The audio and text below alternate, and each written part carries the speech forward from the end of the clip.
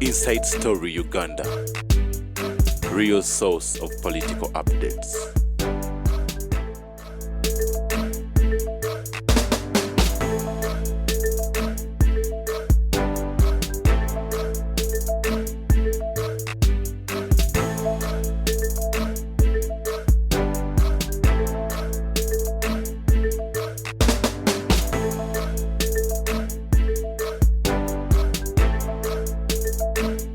Eno story ya bukedde yonna ekugamba akugamba ebiri mu fayiro byasegirinya nesewanyana byewunyisa baloya lwaki babiteekayo mango gano takoti nga ba gavumenti akoti nga bali obujulizi bwa poliisi ku fayiro z'emisango gy'obutemu ejjaguddwa ku segirinya nesewanyana bwetololera ku musajja Jude Muwonge ne banne basatu abali ku musango gwe gumu. Bano bavunaanibwa okutemula abantu basatu okuli Sulaiman Kakooza, Francis Mugerwa ne Taddeewo Kiyimba Posa. Eriri mu fayiro ya poliisi obujulizi poliisi bwe yeesigamyeko bulaga nti Muhammad Segirinya kakati okiraba ono kakati ono gavumenti gwesibiddeko olukoba yeyekka tulibya ne bwonookola otya mu bantu bebakwata abangi ennyo ekibondo kyabise they just went silent now ekibondo kya kulubya kyabise.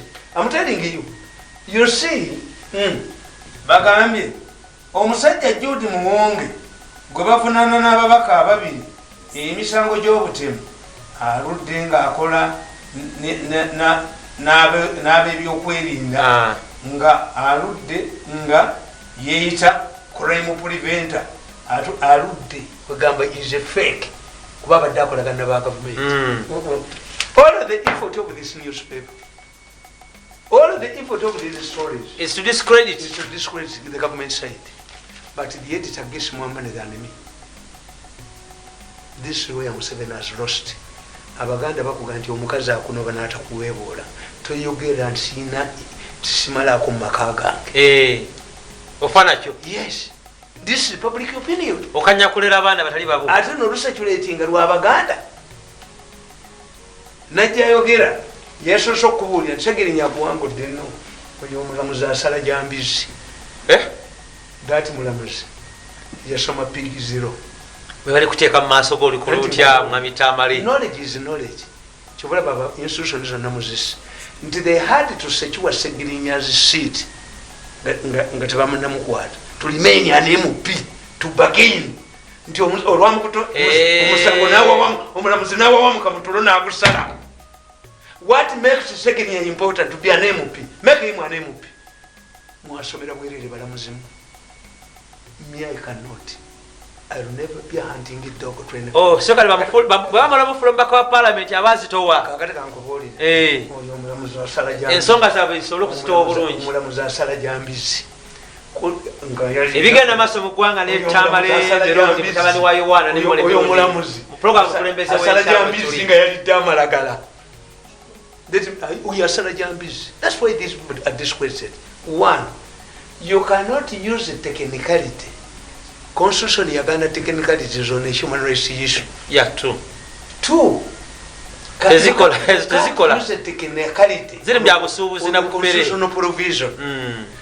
If somebody served Segirinya Longore, does he qualify to be in parliament according to constitution? Does he have a level or is equivalent? Apart from serving him wrongly. Bwana mulamuzi kumukongola nnyo kutuuka ku ekyo kubuulira bwe benfula bwe basaana okukuba.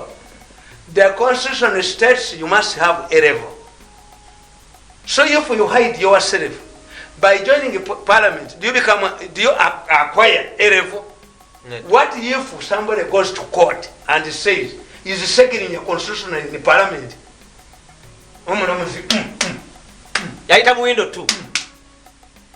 Osala jambizi na bumiu. Because this is a constitutional provision. What did the framers of constitution? What did the framers of the constitution have in mind? What we call a constitution. I'm not a lawyer, but I know I'm guided by logic. A constitutional court understands what the framers of the constitution want to achieve. What do they want to achieve by imposing a level or its equivalent? They wanted a person who is knowledgeable, that according to Ugandan academic standards, a level at least. Kakati onagamba bwe bagana okusapinga Segirinya afunye erefu bwana mulomozi minimum qualification. These people will go to court and ask whether this man is constitutional in the parliament because of kyogezako tegeza mami Tamale nti ekyokusabinga obubi Segirinya tekitegeeza nti alina empapula. No, ebyo bikola mu misango gino egiri ordinary technicalities ndi gwawabibwa bubi. But this is a constitutional requirement that an MP must have. A minimum qualification. Kakati ono mulamuzi yamuwadde erevu mu judgment ye. Tekyabadde mwe. Where did you go to school? Why do you humiliate yourself? Why do you undermine your career because somebody has run? Twaita mwero disabo bola baba kelele nabagenda mwero disi ne bakoma bogera anda myself. Sirwa kutwala mu guru ko mulamuzi ko chekako mu rukiko lwa Katonda. Anda myself. Sirasiba kugendayo. We urge you. This is a public document. This is a public good. I'm not a lawyer, but I know. Kenkubuza kakoza. Mami Segirinya abantu balage ebitabo byo sebo hona efasi ali mukomera. Let me tell you. Kabaka nyoza kye kizibu ekyo ndoza kyogezako kutegeeza abantu. Kakoza bamugamba. Kakoza yaganti naliyo egindi. Kampala High. I was even a head prefect. Agreed. Ngate kitufu. Yes. But did you see it? You can attend a party. No God, yes. Nabade kumbaga. I attended that party. The question not your presence. The question how did you go? Were you invited? Or Furuka? He was there and became an MP and became a head prefect. Using forgetting academic papers. Yali mutabuya ne yetuma kakoze lya Uganda. Yali ani? Yali mutagubya. Abanga abamu basomana ne bamu nani kwano jange basomana yawo seribi ate Pinto basomana bawo biki Pinto yali asoma busubizi balinga ne kakozaawo ne balanga omulimu muganda we namuliza gwali olideyo nti Emmanuel Francis bamutanya Emmanuel Pinto Xavier agomanya ga bakatuliki John Mary manya ga bayitale teriyo Emmanuel Francis taliyo Emmanuel Xavier Pinto bagenda okebera ku masazi alina kuba Emmanuel Xavier Francis Xavier yajimuwanga lumu May ngensi yonna ebeewummudde badde because they don't reason emisango giba gyalogiki but what they wanted kitegeeza omuntu asobola okulopa Segirinya kati era is he constitutional in the parliament by using a judge. Does he qualify to have Mami Serwadda yagambye agenda kujulira Sulaiman Serwadda agenda mu constitutional court bamutunuze ekiwekete eyasoma ebyembuzi n'amalagala n'embizi agenda kwongera kubaswaza. Yes, we will go to the constitutional court. What did the framers of the constitution want to achieve? Mami Serwadda Sulaiman Kidagala because the dispute is not over. Tulaba no one minister lwakuba bubajinga. A person who has been disqualified because of corruption or bribing abalonzi tata mukalu. But where do you have Kakoza bamumye kwa minister ntaina ereva tena sigala mu parliament. Ebyo byo kakati omuntu yagaza na mulichiko lunene lwa East Africa. Second yayinza no genda mu parliament n'atulayo omusajja n'awaaba. Transaction zino namukoze wana amateka kumuyisiza amafu. Gali nala ni void. Omulamuzi wasoma nnyo baba wasoma you have a right to appeal. No, ekiti ky'obusiru kyonna kikwandamayininga. Nobody can use me to do serious things because it will haunt me in the future. Ate abakukozesa olwaleero tebakasitoogwa. What I've seen about this mafia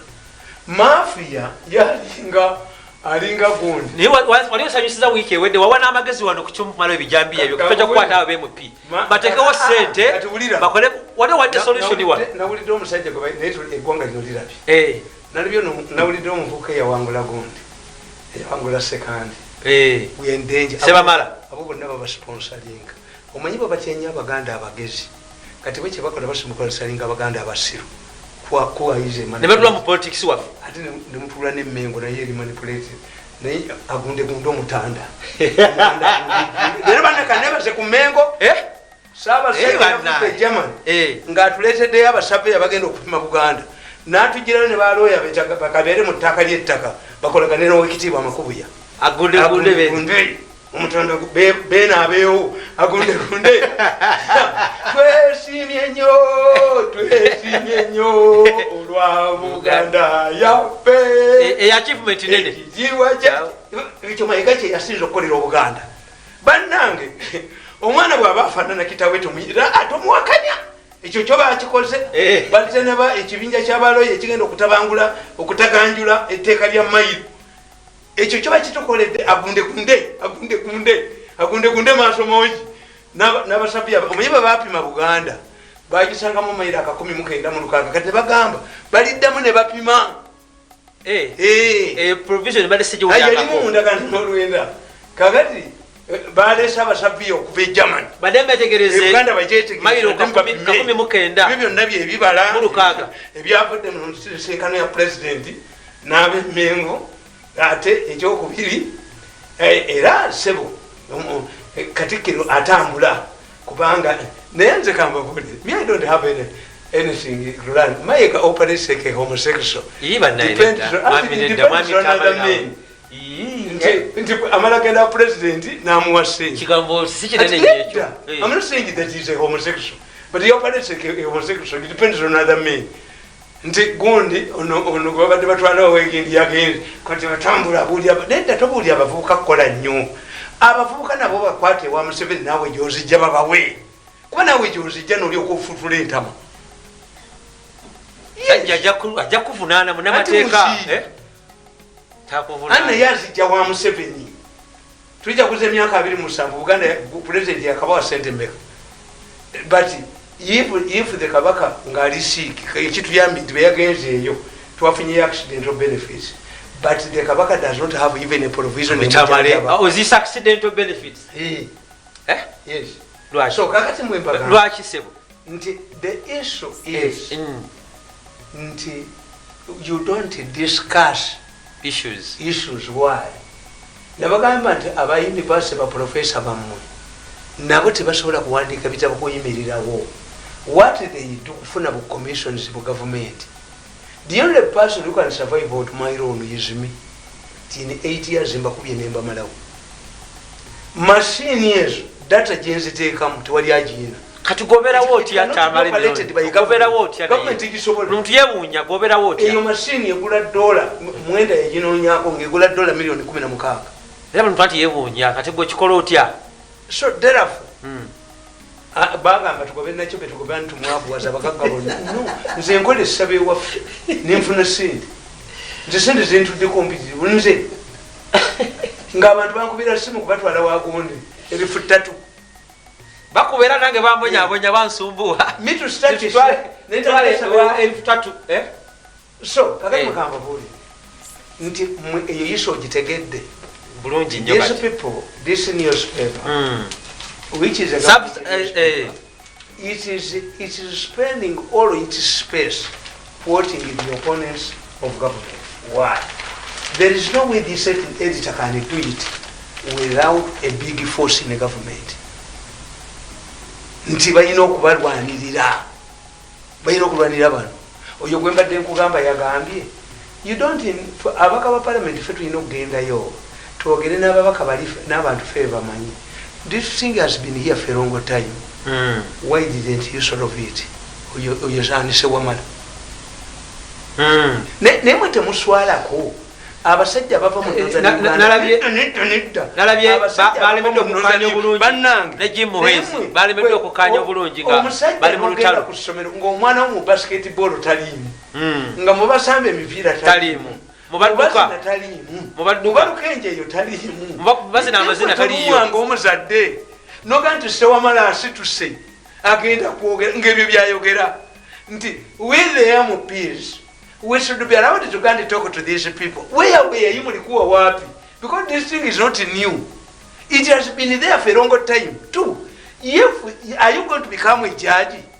Then if you have evidence contrary to what your government has, because to enjoying now it's about musango kuyingiremu. Minister Obutebenke yagambye abasirikale be temugezaako ababaka ba parliament temugezaako okubawa abaganda tulabye omulenzi ona information omulenzi omuli wa center atusi ani oyo abaganda abalina product quality and we are reduced osanga walajesi tribe mu Africa nga teva mu leader bagenda kusaba sente ba beggars. The Kikuyus have contained the power. Never taba mbuyinza. Never no kabaka agenda wa Museveni. Abakopi balaga wa Museveni. Amalangira. Naye amalagenda wa mbasajja banenga mu serious. Nafuna sente zimutambuza. Alua. Where are we going? Ekitiwa. Bakati kugero gambo obutenzi n'ensoberwa mulabi wanga batamutegedde bulungi. Newe wa. Another argument, stupid argument they are advancing. Nzina batunulite. Lukwakwe insist nti omulamuzi yagambye nti bagende ekitali. A judge cannot direct the political authorities, the prison authorities. He doesn't know the conditions of the what if it is overcrowded. A judge only sentences you. It's an administrative matter of the prison authority to know where they can take you. Yes. I've never had a case where the judge has ordered somebody out of prison to bambonya abonya. Kati omulamuzi yakijjawo abagambe ekitali gye baali ewali simple. Kuba mwagala kubanga abasajja babiri ono ayogerera gundi prisons alina PhD, ono omusajja akulya prison alina PhD. You are not talking to stupid people. Why do you insist on Kitali? Nga Kidandala yagamba nti njagala ndabe ku visitors book yasigirinya ekitaliya. Kitegeeza teyaliyo teyali tasulayo. Ozaidi nsamba yagamba tule oba loza nti ensi tetegeera ekyokubiri ewunya bakuwaga. The way kwa reason is abaganda ekibakuba logic naye ffe tusinga okukuba logic. Let me tell you. Why do you want Tamale nkwagadde nnyo over the prison? Why do you want Kitali? Because a prison is a prison. It could be an argument that you fear that in another prison they will be killed, because the tradition is here that prime suspects are killed. Prime suspect here never moved. But now, since you have made it a legal point, you are haggling over where to take them. Even the prison authority have taken responsibility. Baja twabagamba mu batwaliri ne muganda bafudde batya. It's a safeguard. It's a safeguard. Once there is a quarrel, should go to Chitalia or Chigolzia where? Kakati the prison authority has taken responsibility. In the future to Jakubuza, Bafunye, why did you refuse to take them to Chitalia? Kakati kitegeza they are in safe hands. Because these Castro yagamba tingenda mu America mu UK federal nesigenda kenera mukumi yenna ne bamugamba nti lwaki ti abatekeko okunzita bali mu America. Let them protect me. Kakati by taking these people to Chigo, the prison authorities has taken the responsibility. They are taking charge. They don't know. They are taking charge. If anything happens to them, then people will say, oh, this is why you decided to take them there. So Mami Tamale, is Chigo a gazetted prison? And it is gazetted. Yes, then it is okay. Atema kubera muri VIP. Tiwali. Okuja ko ganti ona ino musango munene oba muki. Era munambera mukagumu. Yes. Kakati ekyo ne kiba kimu. Nti haggling over lawyers yagonde ono sewamala byayogera bya busiro because he has been always there. We are not carrying out omanyibwe kyebakola babagala okutta omusango titulinde reports z'ababaka ba parliament wano mwagenda mu covid mwatugirayo ki wano mugenze mugundi bwejeyo ki bwe oyagala okutta ekintu mu parliament take it to a session committee. Once a session goes, it has gone. How many reports you have not discussed as a parliament? You have already made your Minister Obutebenke kuyabagambye temweyingiza mu bintu temuli ba detectives temuli ba CID officers abasajja abayizi bakiyita dihaya the higher doctrine ekolebwa bakambwe modolo yaffe kati singa abayizi eri singa kati gavumenti erina abatemesinga gavumenti erina abatemeabigambo abasoma the higher tugita the higher doctrine okunyiya omuntu eyetamwa kati gavumenti etema gavumenti etandika okutema kakati abatema ne babuuza naye owegindise ffe twamutemye mulimu atutemeramu tuyimirire tugita the higher bwe bateka bomu mu kibuga naawe tegeeyiyo etulikire mu ndeeba bano babuuze nti yagiteze siya tulekeyo okutega tukita the higher doctrine omuntu omunyiya olutalo sigwe mu byasinga kati nze nomala ompa nze nga ninga mukwezi mbaleka ne bagenda ne basanga abasajja abakambwe abalina n'embwa enjizi bukomawo bwavula bukomawobaka bwa palamenti ngaenyuma zonna nti abasajja babadde bayigga bawulidde wana abaka ba palamenti abalese byoli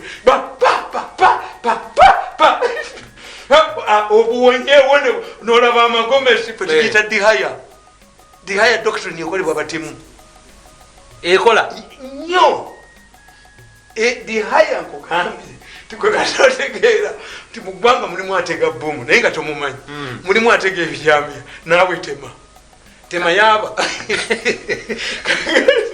oli bwagenda obasasula abandi bwegala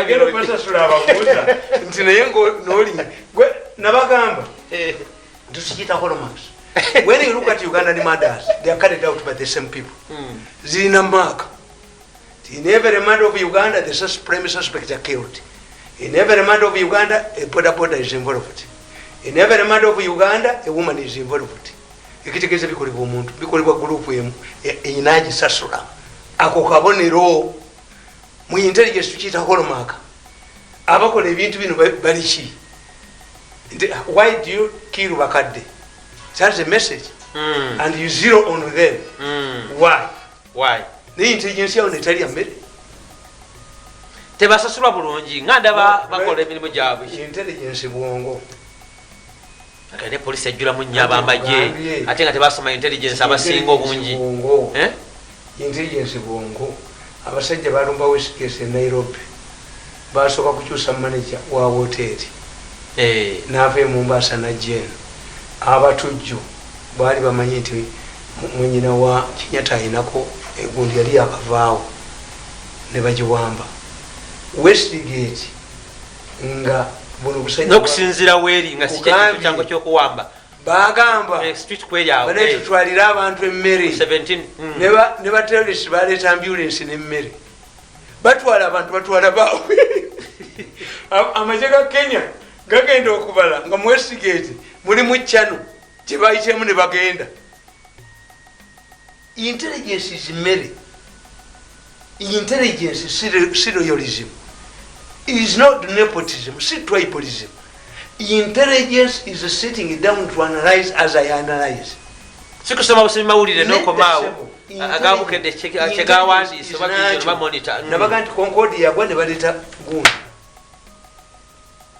esika ne bajjayo akundu kubazuulira abatega ekizimbe ne batega bomu egindi ebungereza omusajja alina embwaze naye nga buli agenda okuteekayo egundi okumusaba bills ngaembwa zimulumu embwa zino zimulumu omusajja omupoliisi naturally gifted kwolooza babaliti abakiba sergeant walero Scotland Yard nga baweereza omuntu w'amaanyi eyabuuliza ogwakayira yali sergeant owekenya yaliki era ali sergeant that's your level does he reconstitute a scene of crime awuliriza abantu nakola nakinaga kino kikolebwa musiru kino kikolebwa bwekiti people like me kaguraki omuzizi amanya obusa nti eno mbogo eyayise wano guno omusu guno ki out of experience so bano basoma babeera exposed ne bagamba nti nze bentrustinga otafiire tumukunde n'oyo gundi mukwezi if they expensive nti balya sente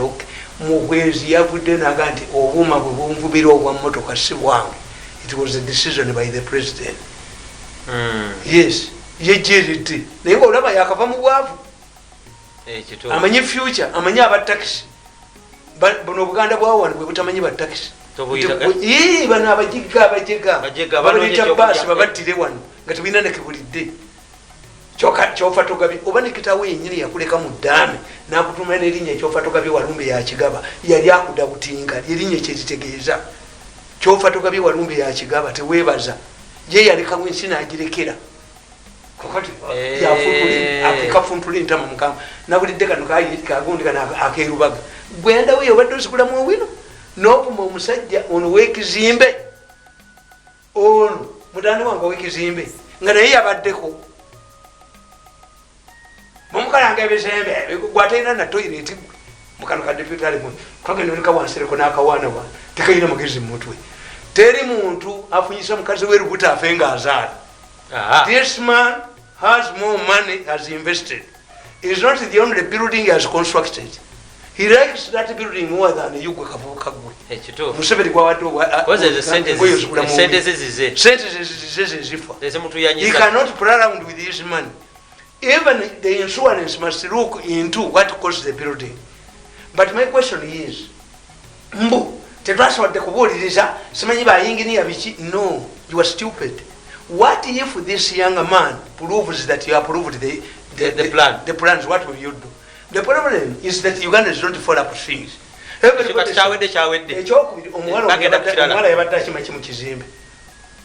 Omwana kitawe ne mulaba n'engalabiye omwana wange abadde asoma senior 3 kakati yavudde buwama gula bitabo essomero ligenda okugula uliriro dda tugende buwama musajja gwe ebuwama tugende wayi batunda bitabo oba yalese bomu ebuwama teri bitabo amaduka muntu yafiiriddemu amuwe miliyoni 10 was stupid kozina ekizimbe ekyo ekisoso kuba abantu what's the ruling obadde ofuna sente mmeka wejera ku sente mmeka where is this ruling tuli anakuirwangamu 10 million. Tell me, ekizimbe ekyo ekisoso kuba abantu what was the area gundi ruling? The boy also sustained injuries. Is recovering. Bamujjanjaba aveyo tanto kuvayo ani yabayita abana bamu yabayita kati wagula okutandika okuzimba temujja kujja. These are professional hazards. Njala kuyisawo kano mwami Tamale Mirundi. So you see, nolaba omukazi akulira Kampala ng'embiri zijagala dewezi munyenye batuga nti first attend to yourself before you attend to others. A woman who cannot attend to herself, how can attend to Kampala? Self-management it needs an overhaul of Kampala. Oluguudo olutindo lwe kumayanja we lwakutokako senior engineers wenda to observe it. Wano ku lwe Masaka wabadde emmotoka wezigirira bweziti engineer omuzungu n'abagamba wo wagano tera lwashi awaterera mugaliwo omusambwa omuka gwita wansi emmotoka zizungira ziti ntegeerawo. Where are our engineers? A team of engineers nti emitayimbwa mbwebiki gwatazimanga nalala tulini kano kawana sisikerubaga gwobadde okulampula mpale mwowino naawe ofuma abantu gwe kubansereka kodeda kyekapiri naawe ofuma abantu gwe afuuse munene nnyo ate bolifuka gundi Uganda twesimbye nnyo bitambula bulungi akwandika bulamu katandika okuwaawo oli mu program omukulembeze w'enkya kasomeseewo akalamo kano kabakama bange weewaawo oli mu program omukulembeze w'enkya ne mukukunavu Tamale Mirundi mutabani wa Yowaana ne Mole Mirundi era nga program eno kutusibwako bannaffe abakayonza Habo Research Clinic bannaffe abatuyambako nekati program eno esobola okutambula bulungi ennyo bali ku Mityana Road era nga osobola okubasanga buloba Kasero abo nno bajjanjabi ba cancer, ulcers, pressure, fibroids, sukali, asthma n'endwadde endala zonna eza olukonvuba bafune ku 070-877-16 oyo Dr. Kayonza yakakasibwa okujjanjaba endwadde eza olukonvuba mutuka ebuloba Kasero yekka asobola okukebera bulungi ate era mu ngeri emu asooka kwekebejja oluvannyuma n'alyoka akuwa eddagala ne tutasa endwadde ezibonyabonya abantu nga cancer, ulcers, pressure, fibroids, sukali, asthma n'endwadde endala zonna be bakayonza Habo Research Clinic ebuloba Kasero Mityana Road. Lwaki mutuluzanga ababbala kati mbadde njagala awoneka akatabo kange kano tiwayi Baganda wheelbarrow pushers lwaki abaganda muli basindisi ba bigaali mu byobufuzi bya Uganda baganda politicians the politics of wheelbarrow pushers abaganda basindisi ba bigaali mu byobufuzi bya Uganda is only a wheelbarrow pusher who is killed in a building. An engineer cannot die in a building. Era ndo bawulira tebabeerawo. Yes. Kakati as it is that what I address nawulidde nga serikali ne mulya nnyama. Abamawanga amalala babakolagana Mengo is a problem. Nti nakalema. Mwana abaganda okukolagana. Nakalema akugamba mbu ababe Mengo be bamulagidde asibe bwanga. If you see one time kamba buli nga ndine kabaka. Kabaka yampite wange yatuma Kajumba. Ningenda Reverend Dani Kajumba. Ningenda yebanda. Ngandi Bwana Mirundi wanji sawa sana. Nti bazise omuntu atali mulangire Kasubi. Nemugaga togenda mujayi. Oyo chiwedde. Kati teka woluulike. Who should be buried in Kasubi.